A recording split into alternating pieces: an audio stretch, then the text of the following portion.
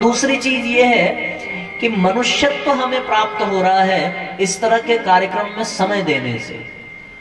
किसी ने एक प्रश्न किया था कि ये बड़ी बड़ी कथाएं की जाती हैं, बड़े बड़े आयोजन किए जाते हैं, बड़े बड़े यज्ञ किए जाते हैं, उसका लाभ क्या है?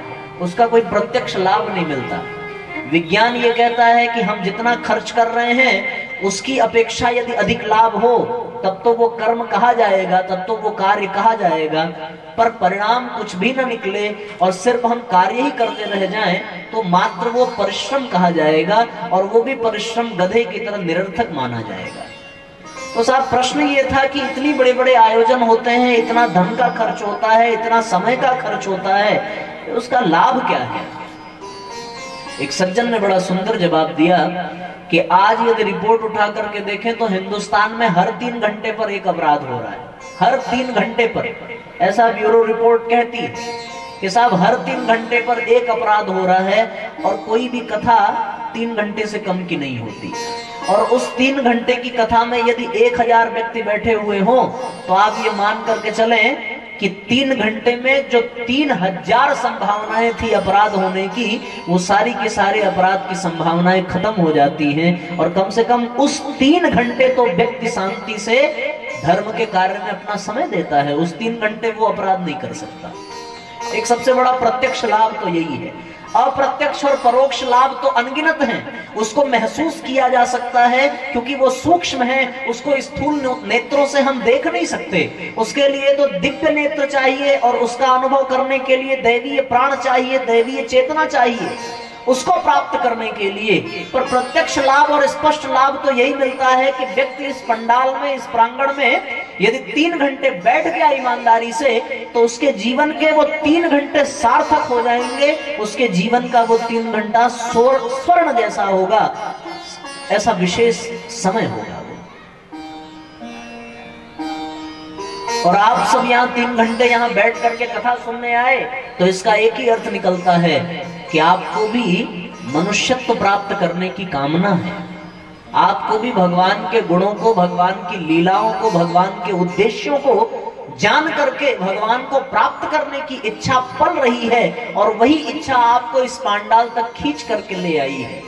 क्योंकि अभी थोड़ी देर पहले न मैं आपको जानता था और न आप हमें जानते थे, हम दोनों सिर्फ एक को जानते थे और उसी एक के लिए यहाँ एकत्रित हुए हैं। आप भी उन्हीं के लिए आए हो और हम सब भी उन्हीं के लिए आए हैं। इसके अलावा हमारा आपका कोई रिश्ता नहीं था, पर उनकी वजह से आज एक नया रिश्ता जुड़ गया साथियों।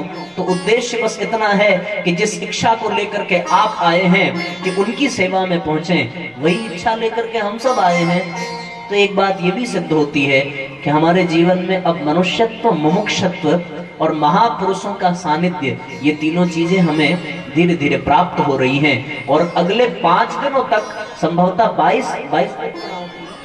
22 तारीख तक हम लोग इस ज्ञान की गंगा में, कर्म की यमुना में और इस भक्ति के संगम में गोते लगाएंगे, इसका आनंद प्राप्त करेंगे। ये सच में बड़ा सौभाग्य है। आपको एक छोटी सी घटना बताऊं। आप गुरुदेव तो बार बार कहते थे साहब कि शांति कुंज में वही परिजन आ सकते हैं जिसको हम स्वयं बुलावें, और गुरुदेव न सिर्फ बुलाते थे बल्कि उसके आने की व्यवस्था भी करते थे।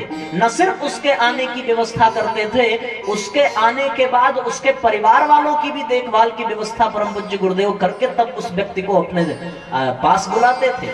उसी प्रकार आप ये भी मान करके चलें कि जहां भी इस तरह के दैवीय कार्य हो रहे हैं, जहां भी इस तरह के धार्मिक कर्म किए जा रहे हैं, और जहां भी इस तरह के सत्संग और ज्ञान की गंगा बहाई जा रही है, वहां हर व्यक्ति, हर जीव, हर प्राणी नहीं पहुंच सकता। वहां पहुंचने के लिए बड़ा पुरुषार्थ करना पड़ता है। और साथियों, वही वहां पहुंचता है जिसको भगवान सेलेक्ट करता है, भगवान जिसका चयन करता है। आप सब परम सौभाग्यशाली हैं कि भगवान ने आपका चयन किया है। प्रधानमंत्री की कुर्सी नहीं बदलती, कुर्सी तो ज्यों की त्यों है, पर साहब उस कुर्सी तक पहुंचता वही है जिसको जनता चयन करके भेजती है।